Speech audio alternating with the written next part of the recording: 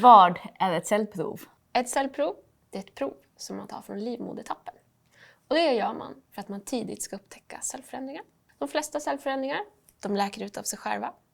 Men ibland så kan man behöva ta bort dem så att det inte utvecklas till livmoderhalscancer. Vad beror cellförändringarna på?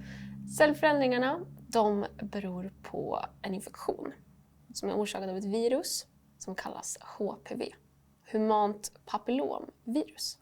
HPV, de finns i jättemånga, över 200 olika varianter, och de flesta av de här, de leder inte till cancer. Andra varianter, de kan ge vårtor, och det är vårtor i underlivet som kallas kondylom. HPV, det kan överföras genom allt slags sex, när slemhinnorna kommer i kontakt med varandra, men även när det är hud mot hud. Vårtorna, de försvinner oftast av sig själva. Men om de skulle skava eller klia eller skapa andra psykiska obehag, då kan man få medicin utskrivet. Hur kan man skydda sig mot HPV? Det bästa sättet att skydda sig mot HPV, det är att vaccinera sig. Nu för tiden så ingår vaccination för alla barn i det allmänna vaccinationsprogrammet.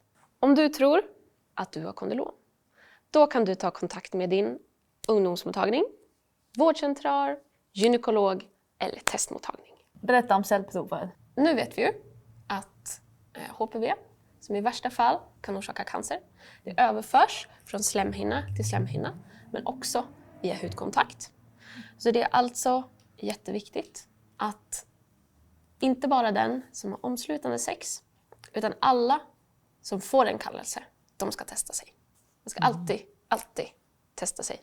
Alla med ett så kallat kvinnligt personnummer, de blir automatiskt och regelbundet testade från att man har fyllt 23 år. Om du har bytt juridiskt kön och har livmoderhals, så behöver du själv hålla koll på så att du testar dig regelbundet. Din klinik som utreder din könsdysfori bör kunna ge dig information och skicka remiss till gynekolog. Och hur går provtagningen till? Du tar provet sittande i en gynstol med hjälp av en spatel och en liten mjuk borste.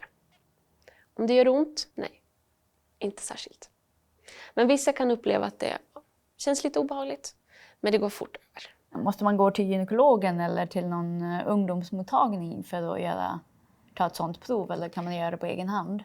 Det beror lite på vart man bor, men vissa kan få hem ett kit med provtagningsgrejer och instruktioner så man kan ta det hemma.